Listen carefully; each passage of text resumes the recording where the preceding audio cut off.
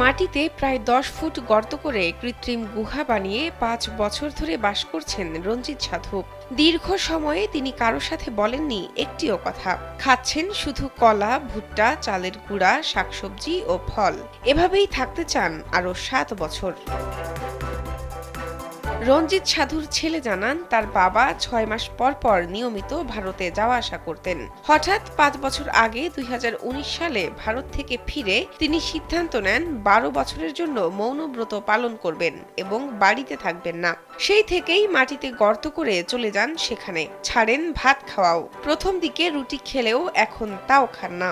ওনার যে ধ্যান ধারণাটা সেটা হচ্ছে উনি এখানে থাকবে ১২ বছর, কারোর সাথে কথা বলবে না। কথা বলার পরে উনার ১২ বছর যখন সাধনাটা পূর্ণ হবে বাকি যে তার জীবনযাপন যে এটা আছে সেটা হচ্ছে এখানে এই জায়গায় থাকবে আর কি। উনি আর কখনো বাসায় ফিরে যাবে না। স্যান্ডেলিনা সো, রূপচর্চায় আভিজাত্য। রঞ্জিত সাধু কারোর সাথে কথা না বললেও কাগজে লিখে যোগাযোগ করেন পরিবারের সাথে। জানা যায়, রঞ্জিত সাধুর মাটির গুহা বর্ষাকালে ভেঙে গেলে পরবর্তীতে ইট দিয়ে নতুন গুহা নির্মাণ করে দেয় তার পরিবারের লোকজন। নতুন সেই গুহার সম্পূর্ণ নির্মাণ কাজ শেষ হলেই থাকবেন সেখানে। রঞ্জিত চন্দ্র রায়ের বাস নীলফামারীর জলঢাকা উপজেলার ধর্মপাল ইউনিয়নের বাইটকাটারি গ্রামে।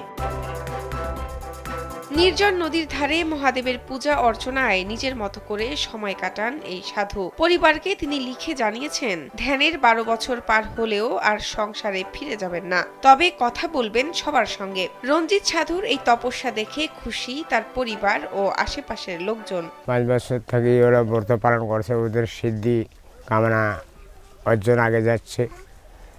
এলাকায় সবাই দেখতে পাচ্ছি ভালো। এই যে ভারত গিয়ে এসে ওরে যে ব্রত পালন করে আসছি, আজকের পরে ৫ বছর থেকে গ্রামে বাস করে, গ্রামতে ব্রত পালন করেছে। এখন দেখে আমি এখন খুশি। সবাই আমার পাড়া পড়শি, আত্মীয় স্বজন সবাই খুশি হয়েছে, এখন বর্তমান ভালো আছে। মহাদেবের সাধনায় রঞ্জিত রায়ের ৫ বছর কেটেছে মাটির উপরে। সাধনার বাকি ৭ বছর তিনি ভূগর্ভে কাটাতে চান। শাহনাজ পারভীন, কালবেলা।